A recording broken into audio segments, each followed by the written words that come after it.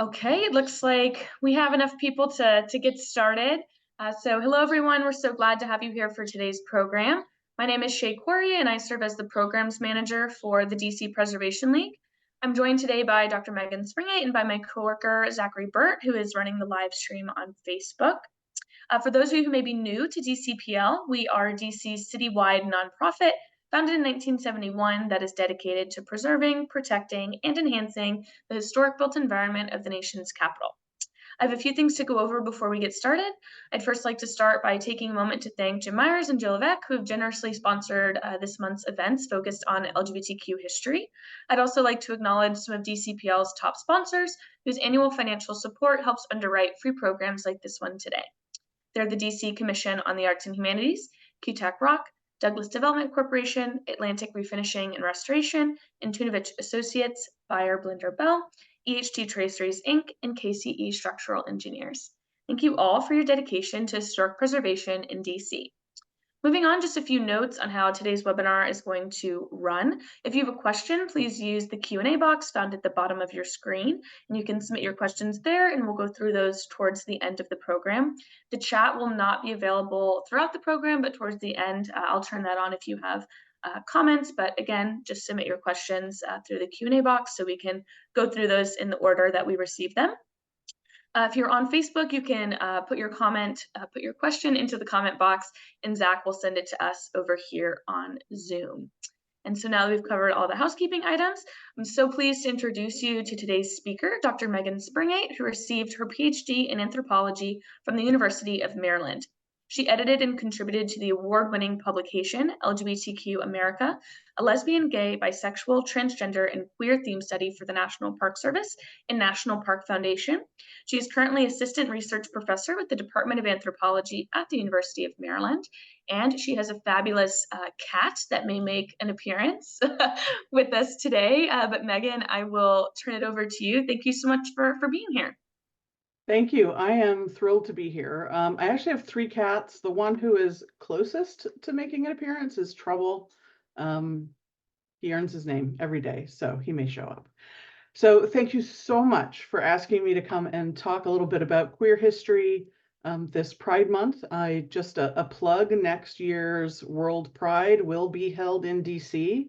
Expect millions of folks to descend and plan accordingly. So speaking of, this is Stonewall, the Stonewall Uprising in 1969. The picture on the left is actually the only known photograph from that first night of the riots. It was a 5-evening event. And on the right is what Stonewall currently looks like. So I start here not because it's the beginning of LGBTQ plus history in the United States. I mean, clearly it is not. Actually, sexual minority and gender variant history goes back thousands of years in this country.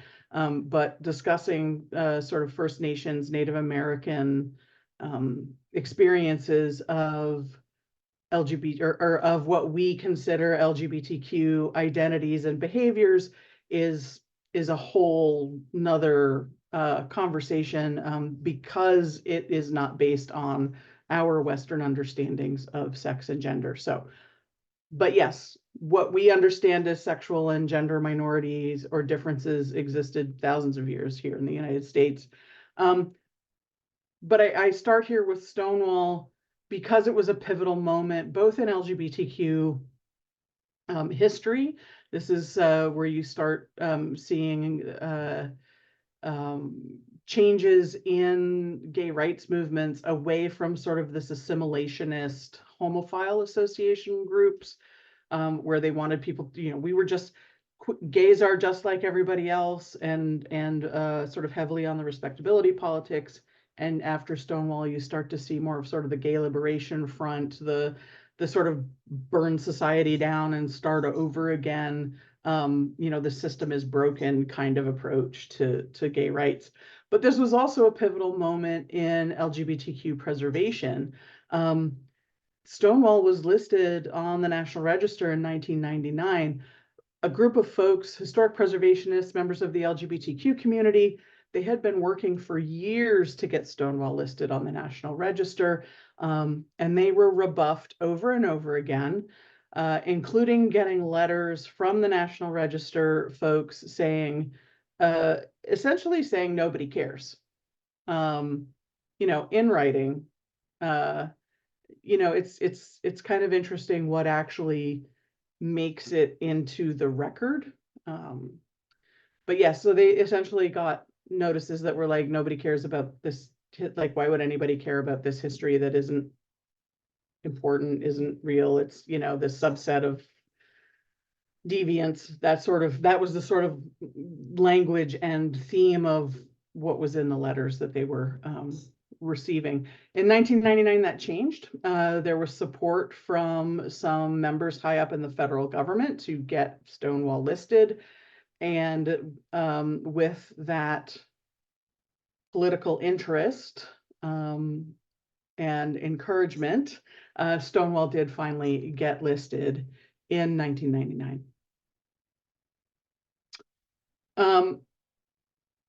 So for years, Stonewall stood alone as the only National Register site listed for its association with LGBTQ history.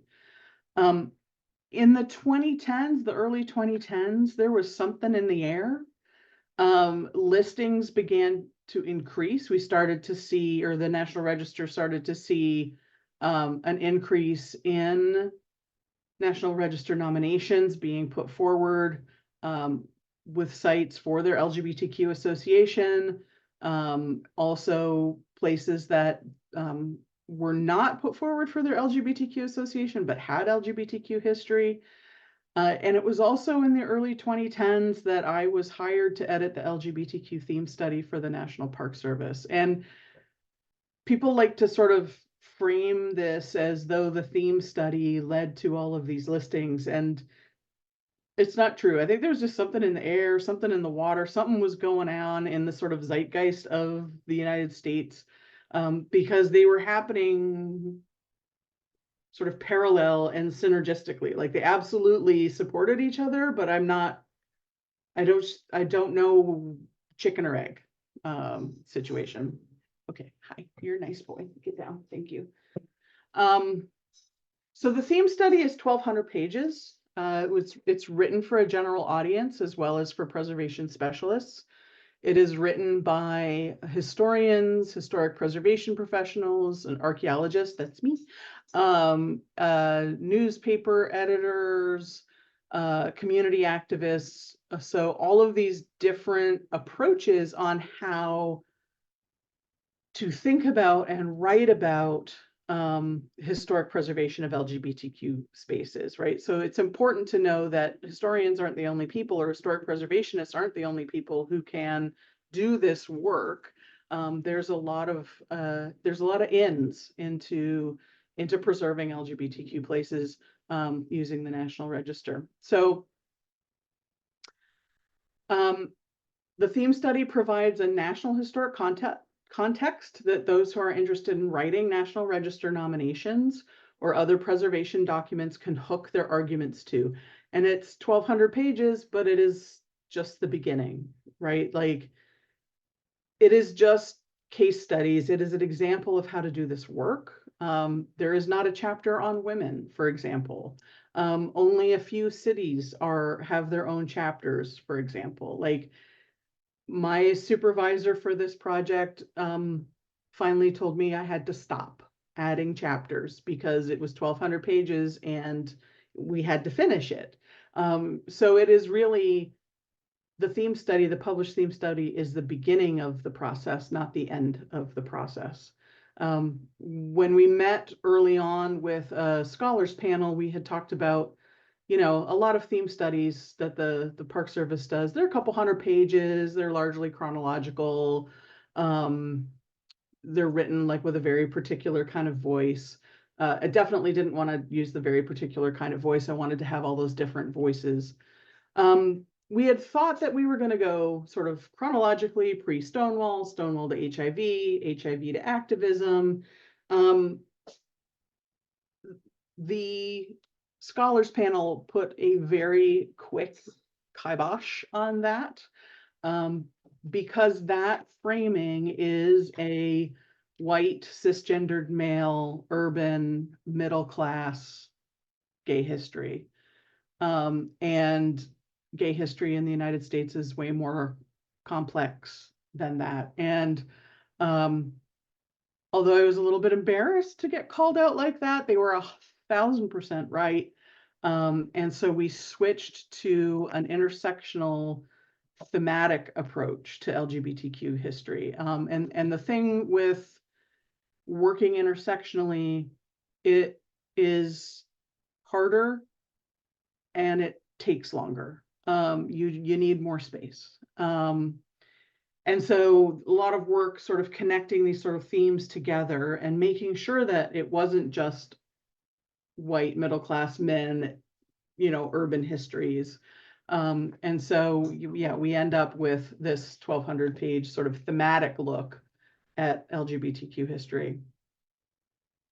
There's a couple of other resources that were prepared in conjunction with this. One is the Pride Guide, which takes that 1,200 page, 30 some odd chapter theme study and summarizes each chapter and then presents a series of activities or discussion prompts that folks can use to think about some of the larger themes that come out of the theme study, things like belonging, things like community, things like history. What does it mean? What does it mean to be represented in history?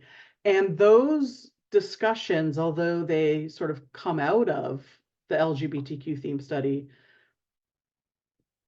the questions themselves don't rely on being LGBTQ. They don't rely on somebody being queer or two-spirit, right? It takes the theme study and then turns to address some of these larger sort of universal questions about being human.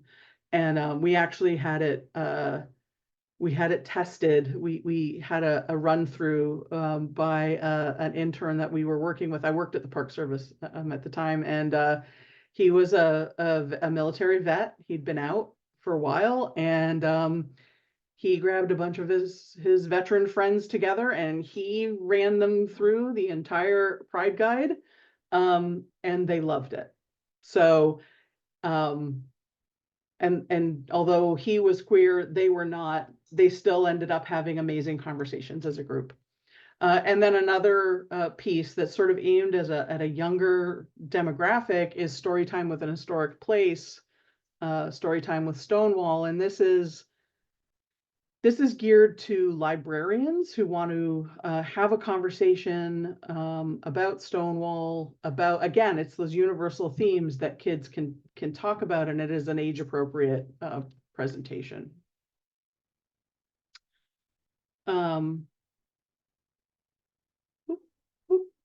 Okay, so one of the things that was happening was all of these new places and spaces continually being added to the National Register. And I am so pleased that they are not just cisgendered, white, male, middle-class urban spaces. The variety of places that are being recognized for their LGBTQ history, as important LGBTQ history, right? You don't get on the National Register if nobody cares. Includes places like Darcel 15 Drag Bar in Portland, Oregon, one of the two earliest drag bars in the United States, where the owner was also a performer. That's a recent listing.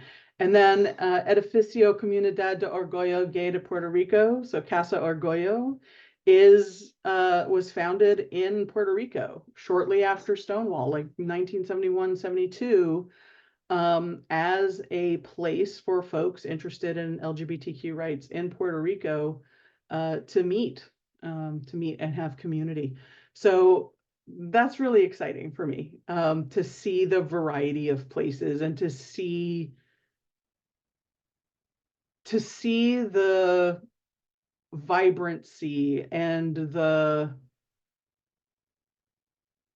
expression of queer experience showing up in these places that are making their way onto the into the excuse me, into the National Register. So we also see cities and states are producing their own historic context studies, providing reflecting their local histories, their local communities. There are 4 place-based theme chapters in the LGBTQ theme study from the Park Service: Chicago, Miami, Reno, and San Francisco, that really show how an area's local history affects the queer history of that place, right? So in Miami, you see the Muriel boat lift folks who were expelled from Cuba, many of whom were expelled because they were queer, finding their home in Miami and really changing the flavor of gay life in that city.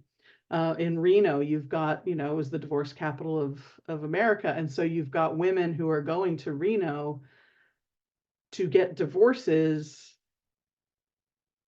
that are meeting each other, right? So you've got these very sort of different pushes and influences on queer history in these different places.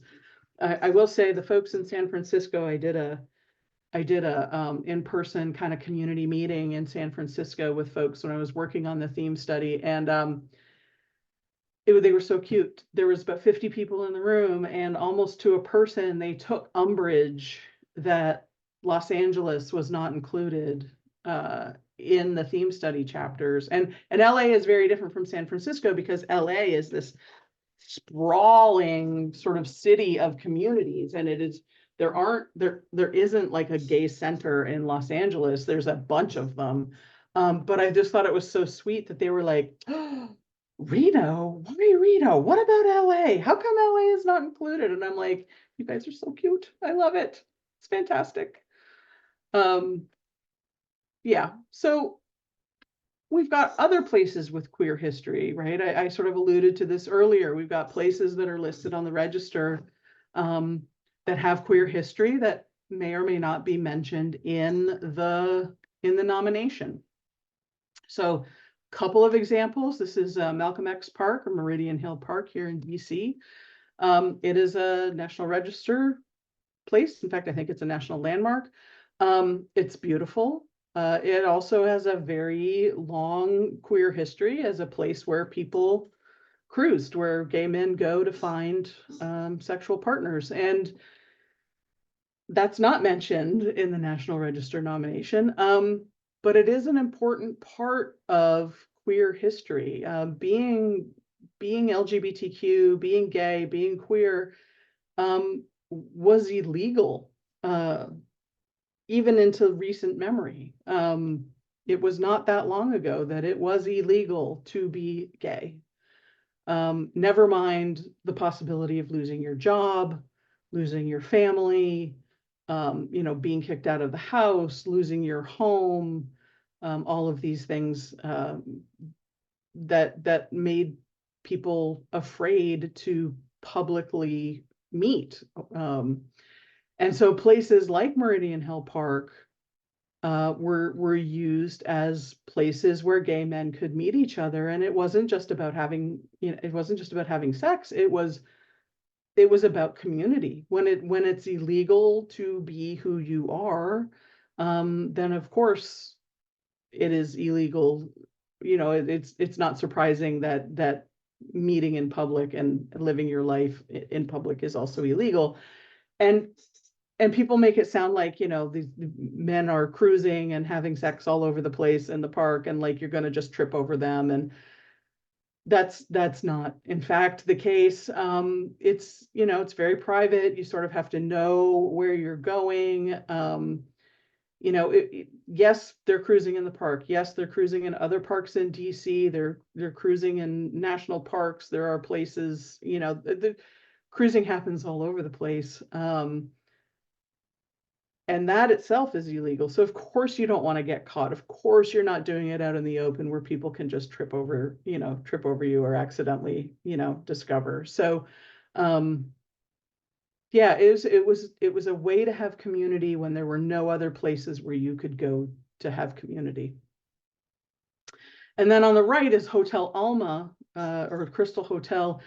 This site was listed on the National Register as part of an early 20th century hotel multiple property nomination in Portland.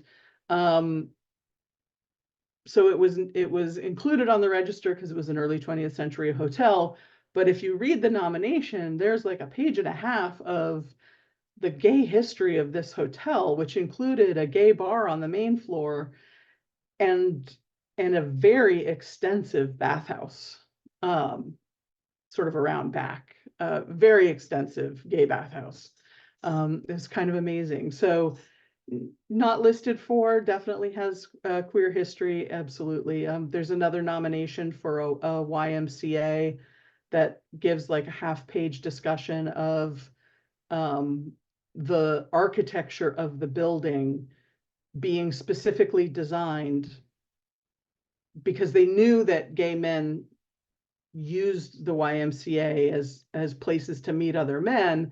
And so the nomination describes the architecture being set up very specifically so that the youth were on one side of the building and adult men were on another side of the building. The only place where those two groups met was the swimming pool, not the changing rooms, not the other social spaces, but the swimming pool. And so it's just interesting how these sort of little nuggets find their way into nominations, which I was only able to find because nominations are being archived by the National Archives and they are fully text searchable online, which is really quite amazing. Also, I did not know that there was such a thing as lesbian architecture, but now I do. It's a form of column. I don't know.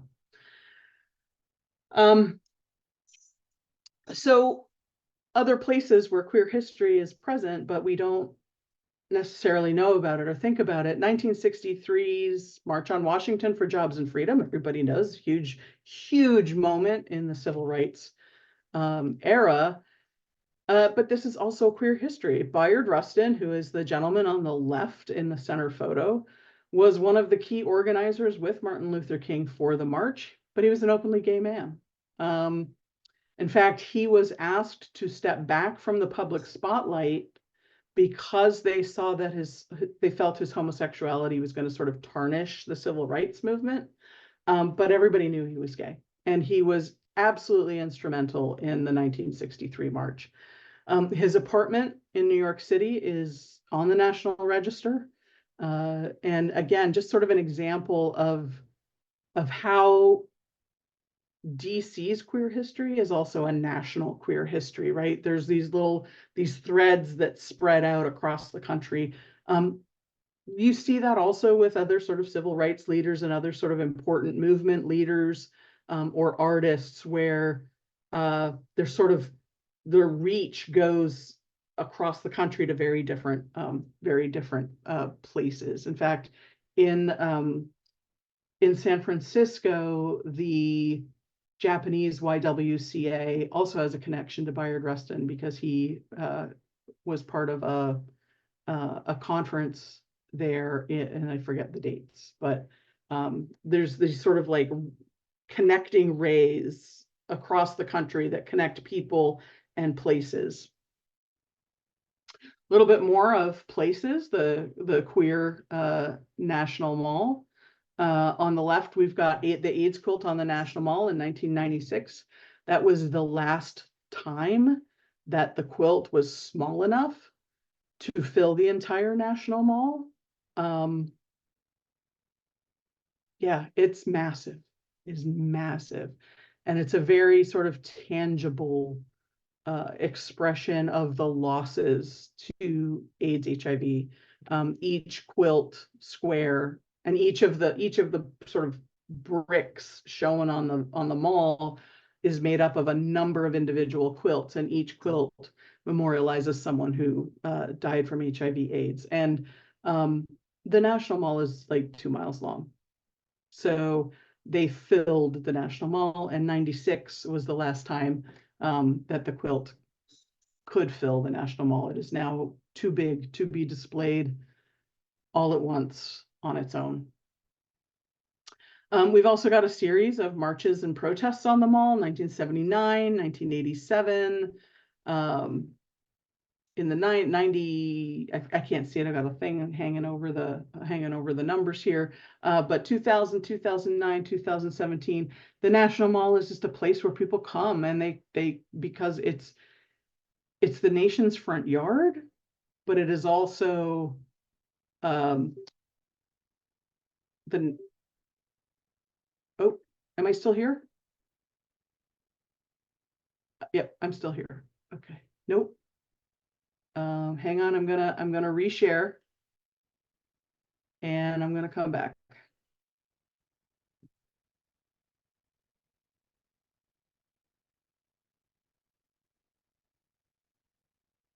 Okay, I think I'm back.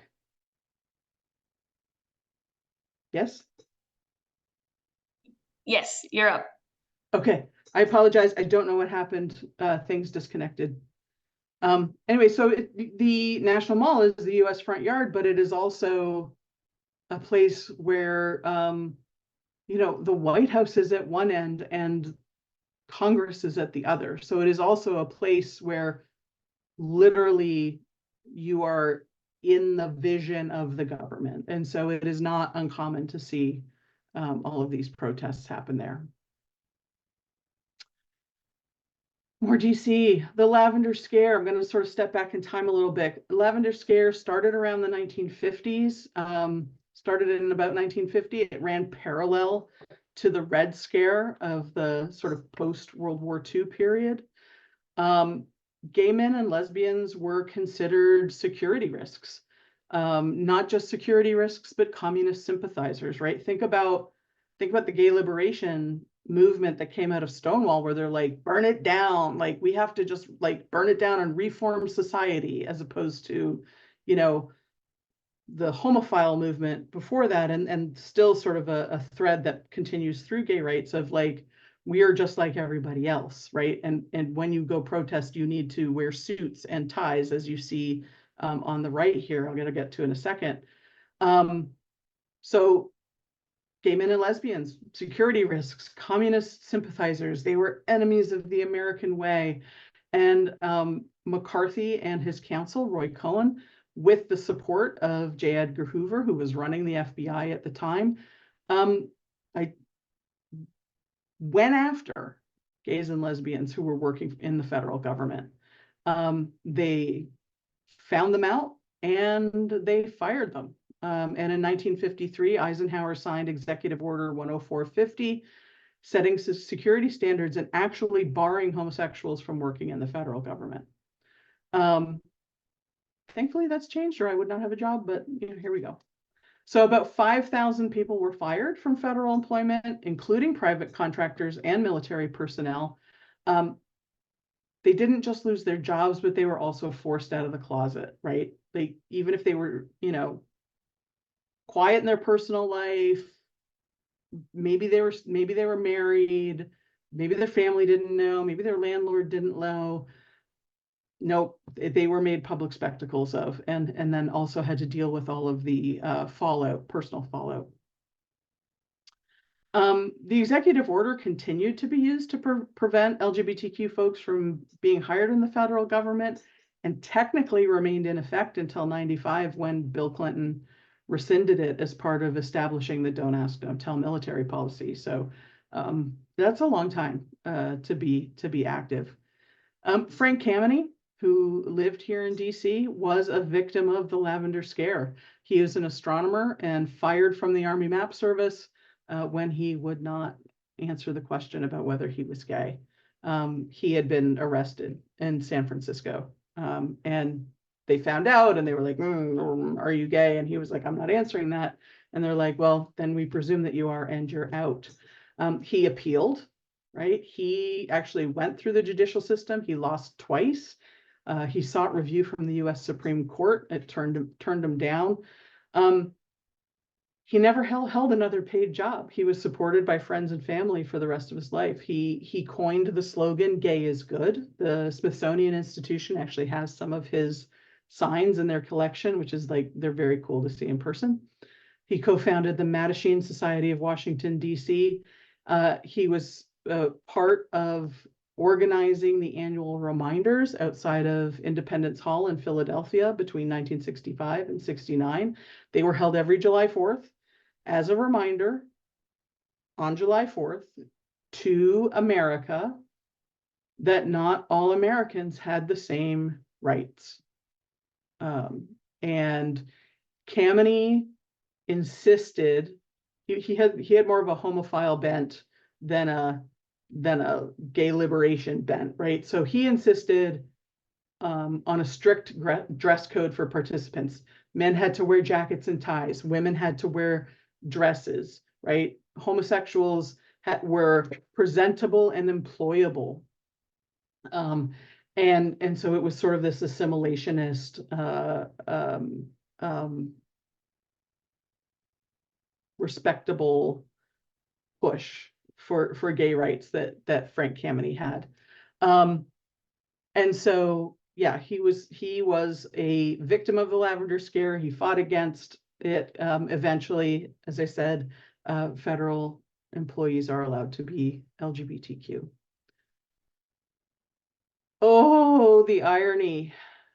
There's some evidence that both Roy Cohn and J. Edgar Hoover had relationships with other men. Cohen died in 1986 from AIDS-related complications. His associates described him as a man who had sex with other men. He was not described as a homosexual because at the time, homosexuals, like if you were homosexuals were sort of by default effeminate and weak, and he was not. So he was not labeled homosexual. He was a man who had sex with other men.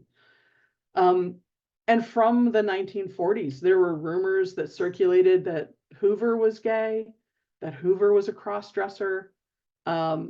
Historians have speculated that Clyde Tolson, who became the assistant director for Hoover in his mid-40s, was his long-term lover.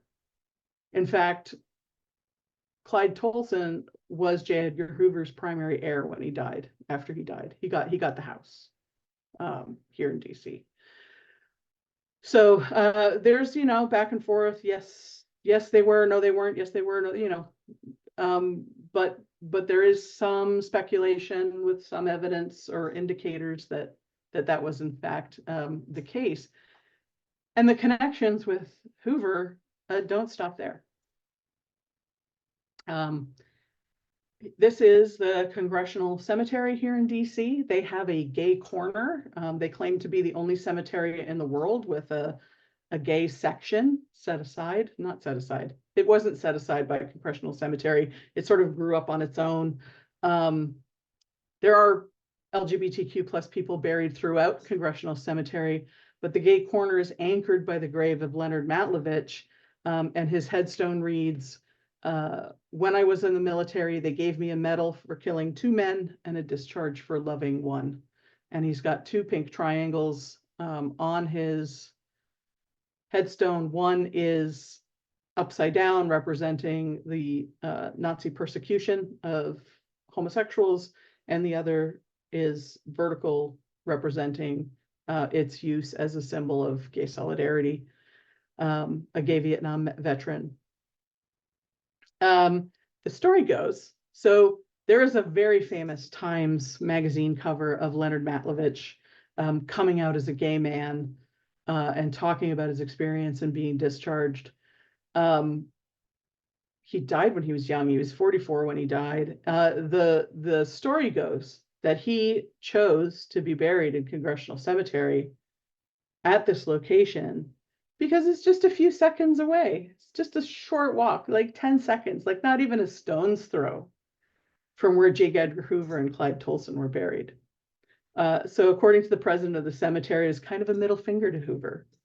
And once this, Matlovich gets buried here, and we now see like numerous LGBTQ folks being buried and buying plots in the gay corner, sort of anchored by Matlovich's grave. So other folks that are present in the cemetery, William Boyce Mueller is a founder of the Forgotten Scouts. It's a group that fought the ban on gays in the Boy Scouts. His grandfather was the founder of the Boy Scouts, so there's a little bit of family drama there. Alain Leroy Locke, the first Black Rhodes Scholar and leading philosopher during the Harlem Renaissance, is buried in Congressional Cemetery. Ken Dresser, who created Disney's Main Street Electrical Parade. We don't know his name, but we sure know his work. Peter Doyle was Walt Whitman's lover. He's buried Congressional Cemetery. And this is the most amazing name. I think this is the most amazing name, and I need to name a cat after this gentleman. Dandridge Featherston Herring, who graduated from West Point in '87. He was a member of one of San Francisco's earliest gay rights groups, the Society for International Rights. He founding member of one of the earliest known gay boat clubs, and a member of Nights Out, the Association of Gay West Point grads, all buried here in the gay corner at Congressional Cemetery. Also, in DC, we're going to do a little bit of DC, a little more DC. Recently listed on the National Register is the Slough Burrell House. From 1922 to 1937, Lucy Slough and Mary Burrell lived here in this house. They were notable African-American educators. Slough was appointed the Dean of Women at Howard University. Burrell was a teacher here in DC schools. They lived together here. There's, historic folks are like, well, yes, they were, no, they weren't, yes, they were, they were. It's really hard to get a definitive yes when it is illegal to be gay. So they kept their romantic relationship sort of professionally under wraps, but their close friends did treat them as though they were a couple. In fact, Lucy Slough was asked repeatedly to move onto campus, to move onto Howard's campus, and she refused. She refused in order to stay in her house with Mary Burrell. They lived there for 15 years until Slough died. And Burrell sold the house immediately afterwards and moved into an apartment. So that's another sort of argument for the importance of their relationship. And sometimes when you're thinking about queer history, it's not how intimate or physical the relationship was. Like, if we think about the word queer and think about it meaning different, right? These are two women who were different. They chose to live their lives together in a house, dependent upon each other in their own home, which is queer, given what the expectations of women at that time would have been. And so sometimes we think about, people can be straight, regardless, or not queer, right? Regardless of whether they are or are not intimate with other people. It's about how you choose to live your life and in what context and what relationships you put your energy towards, right? And I think thinking that way kind of opens it up a little bit to have these discussions without getting bogged down into, well, did they sleep together or didn't they sleep together? Anyway. More DC. This is the Furies Collective, a short-lived commune of 12 young lesbian separatists in Washington, D.C. They actually had a couple of locations in D.C. on Capitol Hill, 1971-72, but this was the main location where they lived and printed their newsletter. And although they were short-lived, the Furies invented lesbian separatism, the philosophy of living completely separate from male influence, that still shapes not just certain ideas that lesbians have, right, and certain sort of political motivations or relational motivations, but still, right, this is just like a bunch of young people, powerhouses, but young people, who came up with, lesbian separatism, which somehow made its way into sort of the American consciousness of, this idea that lesbians hate men, right? Like, such an important set of ideas came out of this house, that even if you are not part of the LGBTQ community, they still have found a space rent free in your brain. This sort of stereotype that lesbians hate men. Folks from the Furies Collective went on to do other things. Several of them went on to found Olivia Records, which is now Olivia Tours, which is huge names in women's only music and vacations. And then Rita Mae Brown went on to be an author who published like several books. So it's a pretty amazing space. So I know we're running out of time. I definitely want to have time for questions, but we've talked about specific places, but in the National Register a lot, but there are other ways to commemorate LGBTQ history in place. So on the left, we've got in San Francisco, we have these cultural districts. We've got on the top is the Transgender Cultural District. On the bottom is the Leather and LGBTQ LGBTQ Cultural District, sorry. And so these are places you can walk through. They recognize the culture of the place. A lot of the places that were there that made them historically important are gone. I'll give an example of a place in DC that people could consider as a similar kind of cultural district, and that is the Half Street Entertainment District, which was home to all kinds of LGBTQ bars and clubs and activities. And I mean, people speak of the Half Street District with deep respect and love, and they miss it.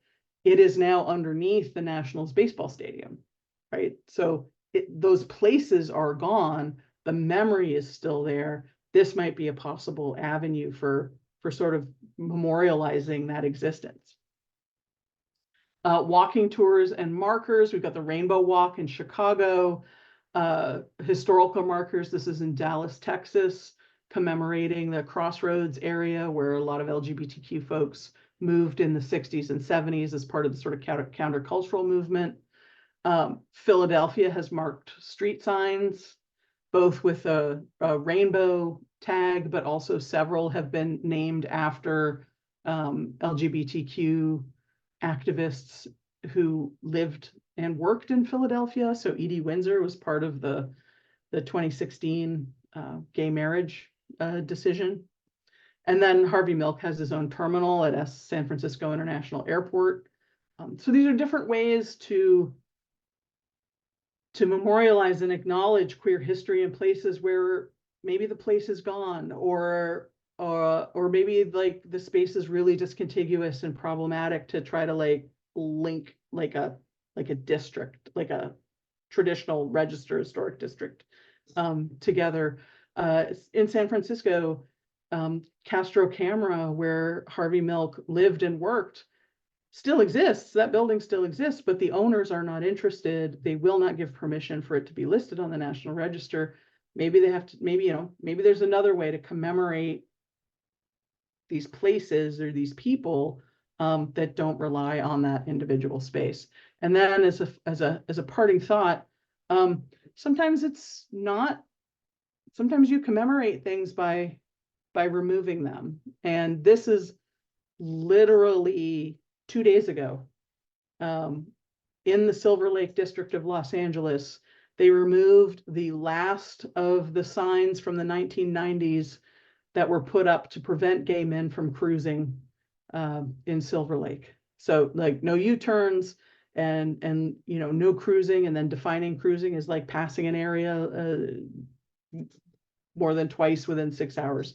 And this was a way to control the gay community in Silver Lake and in the 90s, and the last signs have just come down literally this week. So sometimes it's putting things up, sometimes it's taking them down.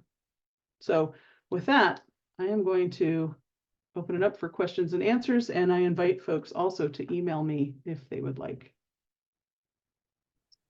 Perfect. Thank you so much, Megan. I'm going to ask our first question, and then I'm going to turn it over to Zach because my internet is a little wonky. But I really enjoyed your presentation. I know I learned a lot. Our first question is from Jim Myers, who's one of our sponsors for this month. Thank you, Jim, for attending.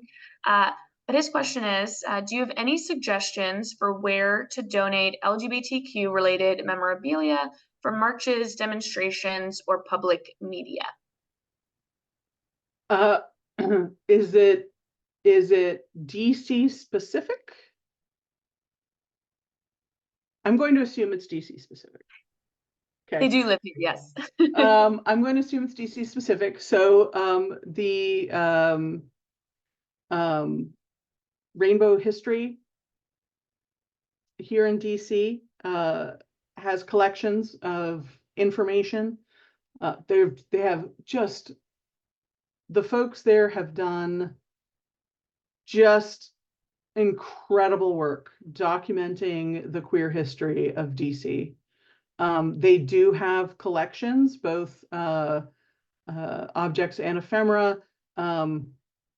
I believe the MLK library is the repository for their collection, so it is professionally housed and properly cared for. I know they're always looking for folks to help them process documents, to process the stuff that is donated to them, or process their collections so that they become accessible to researchers. But yes, that's one option. DC Public Library also has a collection of LGBTQ materials, and the Smithsonian Archives as well has a collection. They literally go out after marches and demonstrations and collect things on the ground from the site.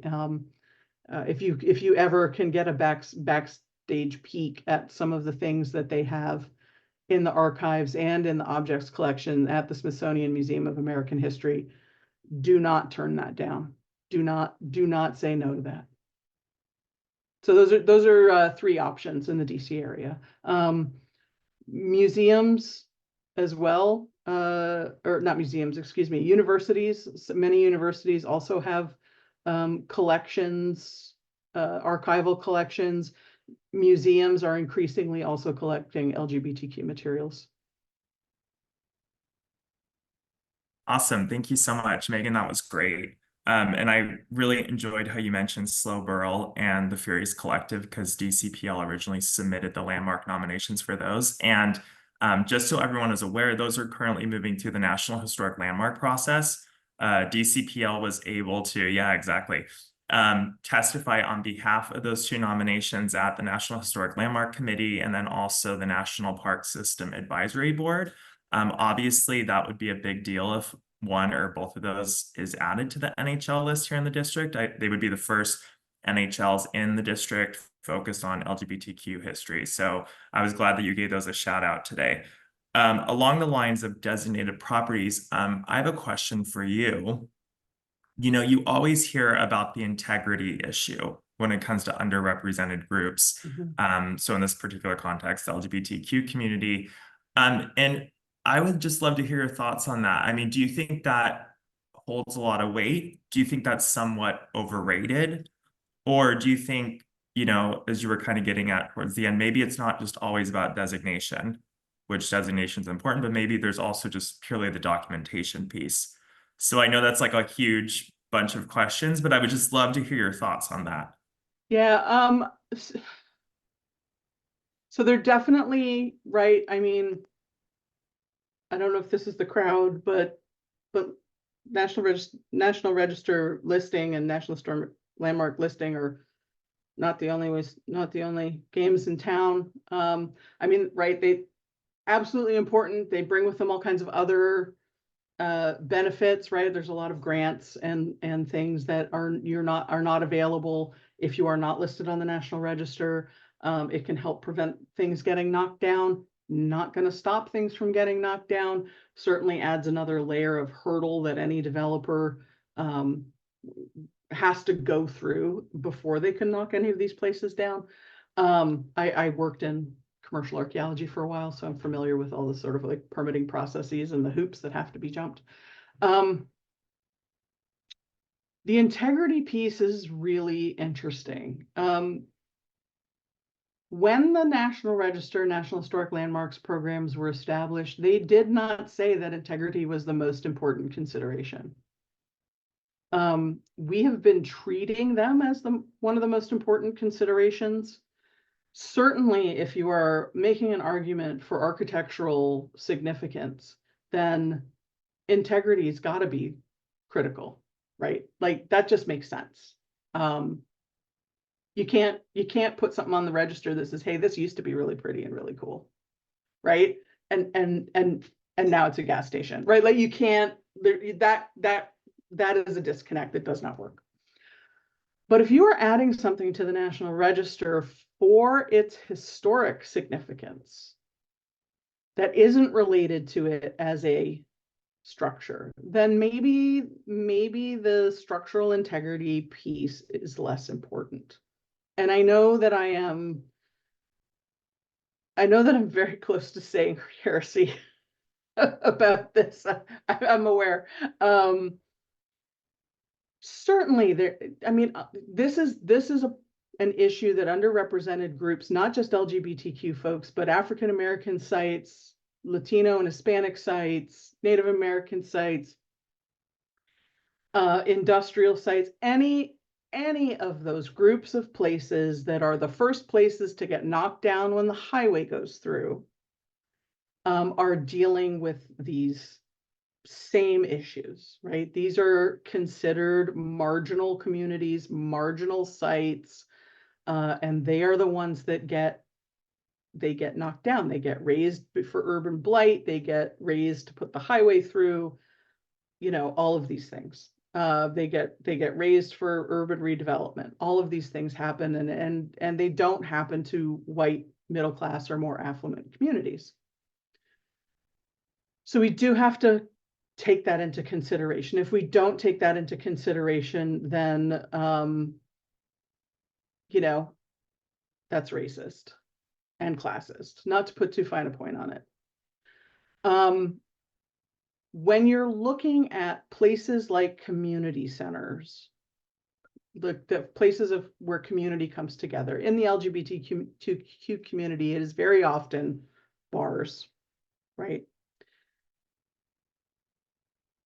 I can't think of a single bar that still looks the same way as it did in 1969 or 74 or even 2008, right?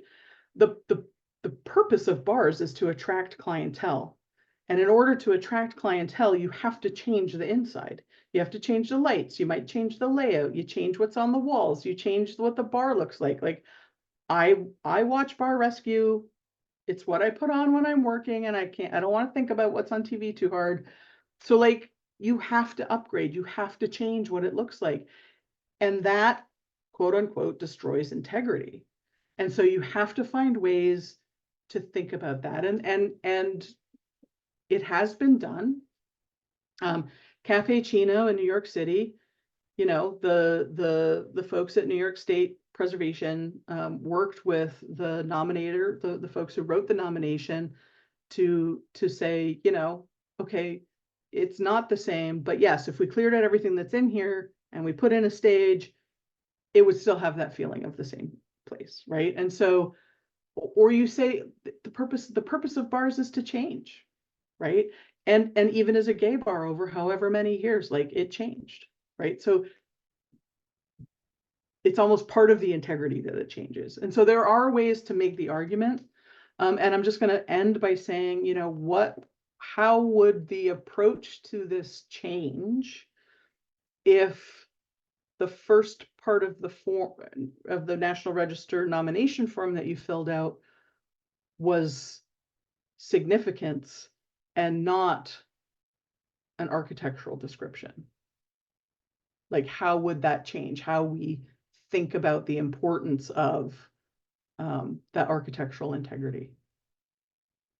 That is interesting. I've never thought about the order of the form and how it already gets you into the mindset of, putting the architecture before the history. But that was a great answer to a complex question, and one that we're always contending with in preservation. But I also like what you said too about, the National Register. Obviously, it's important. That goes without saying. But yeah, locally is also important in the grassroots local level. And as we all know, that's where the teeth of the regulations are anyway. So maybe there's criteria locally that is more accepting of sites that have had change versus the integrity focus of the register. Craig Howell just wanted to point out that EO 10450 was effectively nullified in the early 70s by a series of court decisions. The Civil Service Commission officially surrendered on July 3rd, 1975. So Clinton only got rid of the scattered remnants of the executive order in areas like security clearances. So I guess there were some, few remnants, but maybe it was also very symbolic when President Clinton came in the early 90s. I appreciate that. Thank you for the clarification. That's great. Yeah, that's a great clarification. And then I just have one last question for you before we wrap up at 1. So what was the research process like, since there are so many gaps in archival resources due to the fact that homosexuality was illegal and hidden for many years?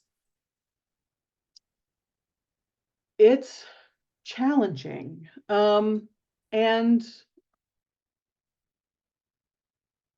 I find that you have to sort of, so one of the sort of things about being queer, right, is like, what rules? Rules don't matter.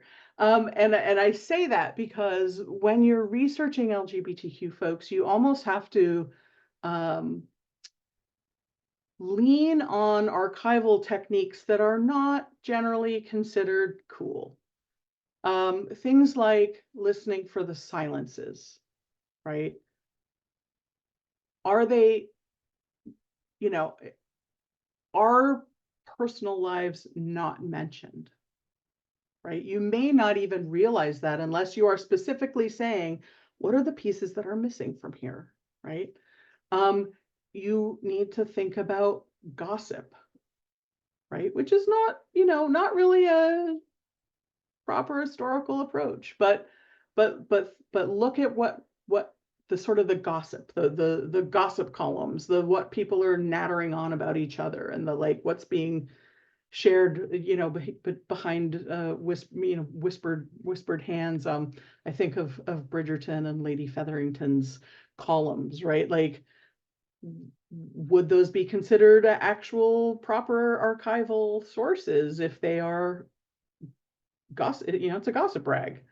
Do we consider the Sun a proper historical source? You have to look for sort of coded language, right? Lavender marriages, not the marrying kind.